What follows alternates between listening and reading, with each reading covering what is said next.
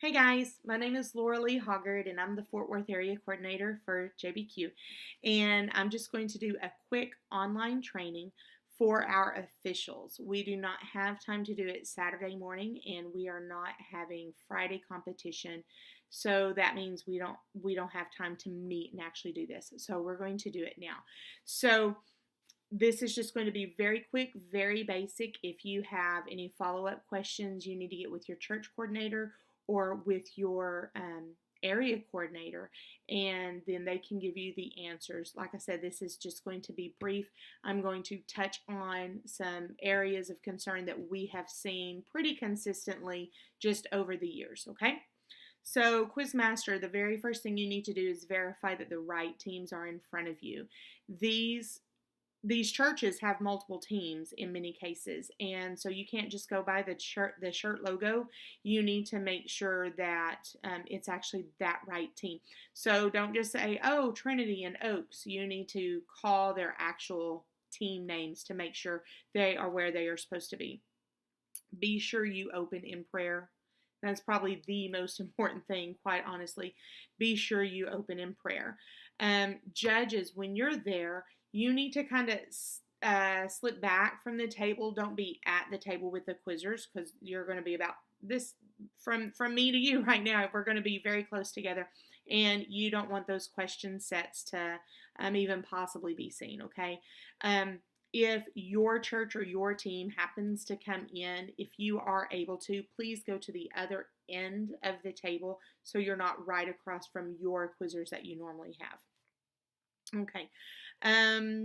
When a question is interrupted, very, very, very important, guys, to know when to stop. So if a question is interrupted in the middle of the question, you have to stop on a dime, even if you're in the middle of the word. If the quizzer buzzes in when you're in the last word, finish that last word. Okay? If you've only formed the first sound of that last word, but you haven't made a sound, that's an interrupt. That's a hard interrupt. You have to stop right there, guys. Okay. If a quizzer interrupts during introductory remarks, that is considered a foul. And when that foul happens, then you don't even have to toss the question because you didn't start the question and you don't pull the question from that team. Both teams are still eligible to answer that question because no one was offended because no one caught the question. But let's kind of go over what introductory remarks are. I'm having trouble saying that word. So it starts off question. Question number 1 for 10 points, quotation question. That first word, question, is not introductory remarks. That first word, question, is like a call to order. It's, okay, guys, I'm about to start introductory remarks. So question, that's not introductory remarks. But then question for 10 points, quotation question, those are all introductory remarks. Meaning if a quizzer buzzes in during that, they have pulled a 5-point foul. At that point, you assess that foul. Okay, I'm sorry, that was in introductory remarks. Red 2, 5-point foul. I'm going to start the question again. This is open to both teams. Make sure everyone knows where they are. And then do it again. I promise it probably, well, I can't promise. It most likely will not happen again because right now that quizzer's feeling like that big, okay? Because they just started off with a foul. So that's what that is. If once an answer is started, okay? So you buzz in and let's say it's interrupted and an answer is started before the question is finished, that is incorrect. The question must be complete before the answer is given. It doesn't matter if the answer is right or wrong. If you did not complete the question, then it is considered incorrect. Now, the question does not have to be word for word, but the question does have to be in essence just like our regular questions. And by regular, I mean they are not quoted questions. So an answer can be in essence as long as it is not a quotation question. By essence, I mean you mean the same thing, but you're using different words. Essence is very, very subjective. You've got to be very careful with essence, okay? If a quizzer obviously answers it correct and they have stopped speaking, give it to them. Don't make them wait 10, 15, 20 seconds, okay? You wouldn't want me sitting here looking at you for 20 seconds. That's awkward, okay? If they answer the question, it is obviously correct. They stop speaking. Don't interrupt the quizzer, but if they've stopped speaking, go ahead and rule it correct. Same flip. If the question is obviously incorrect and the quizzer stops speaking, you can make that ruling. But obvious is the key word. If it's not obviously incorrect, then you need to give them the time. If there's any chance of recovery at all, you need to give them that time. Okay? All right. Look at me. I'm already on my second page. All right. Let's talk about just the regular responsibilities right now. Timekeeper, you're just running the box, okay? But you have to pay attention. You have to pay attention to, did you reset the equipment? What is called, am I doing a 5-second timer? Am I doing a 30-second timer? What am I doing? Now, can a timekeeper call a point of order? Sure, if there's a problem with the box, if there's a problem with the timer at all, you can call. If you see that a cord has come unplugged, point of order, I need to take care of this equipment, okay? So that's only the timekeeper, unless timekeeper is pulling double duty and working as a judge, then there are more points of orders that you can take. Scorekeeper, you can only call a point of order for score. That's it. And it's something like, oh, point of order, I need a few more seconds, or point of order, can you tell me who got question number 4? Oh my goodness. Can you tell me who got question number 4? Okay, or whatever question it is. Quizzers are also able to call a point of order, but only if the equipment needs to be reset, or if there is a question that was interrupted and the quizmaster forgot to reread. If they call a point of order for anything else, that's kind of a problem. Now, by equipment reset, did a cord come undone like on the daisy chain or whatever? Yeah, you can reset that. They can call a point of order on that, okay?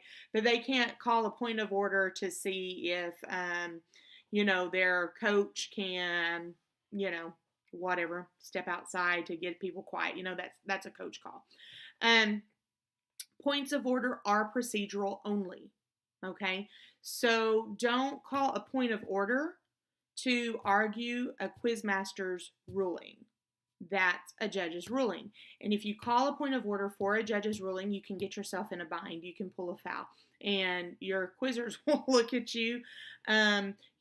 You don't want to do that. So point of order is procedural only. There was a fourth 30-point question. You didn't reread an interrupted question. A quizzer quizzed out, or they think the quizzer quizzed out, and you need to double check those scores and how many questions they got. Timeouts, okay?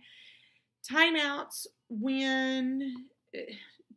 are tricky because a timeout can kill a question, okay? So if you're between question 6 and 7, okay? Question 6 has been read, interrupted, missed, reread, judged on, and a timeout is called. It's very, very important for the quiz master to say, are there any points of order or judges' rulings? Because when a timeout is granted, you've just killed that question. So if a coach had to pull a judge's ruling to ask, to overturn a judgment or whatever, and you grant the timeout, the coach can no longer do that. The coach might be scrambling around to get papers. And so just in that few seconds where you say, are there any points of order or judges' rulings, you might have a coach say, yes, I would like a judge's ruling. Okay? Very important that you ask that. The coaches who know how important that is, they will let you know if you forget. And then they will let me know if you forget, okay? So try not to forget. That's a biggie, okay? Judges' rulings. Let's spend a little bit of time on this. Judges' rulings are called by head coach only, okay? Not by assistant coach, not by a judge, not by a quizmaster, not by a quizzer. Head coach only calls a judge's ruling.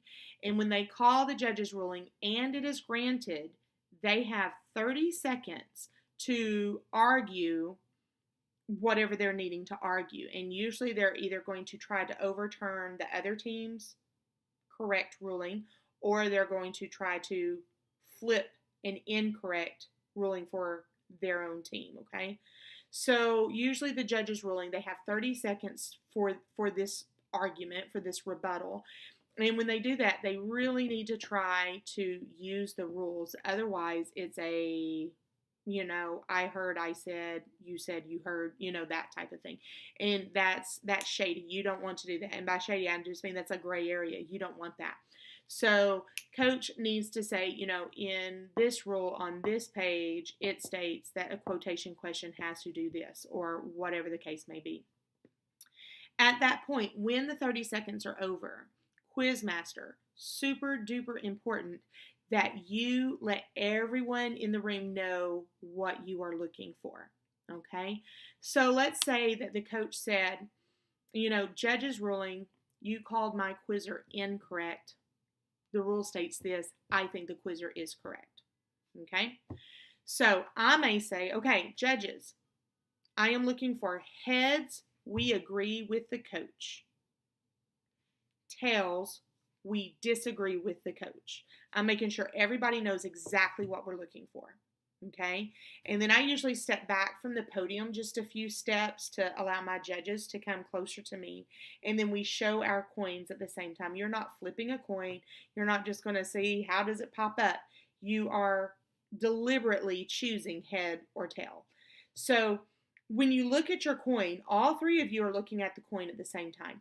If all three match, if it is unanimous, then that ruling stands, whatever the case may be. So if all three of you showed heads, yes, we agree with the coach, this is what's going to happen. Or all three said tails, then I go forward and say, we disagree with the coach, this is what's going to happen. Let's say that only 2 heads and 1 tail. It is not unanimous. That's when there's consultation. The very first one, there is no consultation at all.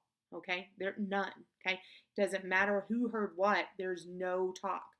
But at that point where it was not unanimous, then there will be consultation. And usually Quizmaster will say, okay, that was not unanimous. Now we need to discuss this. So at that point, I generally step back and I state the rule that is relevant for that.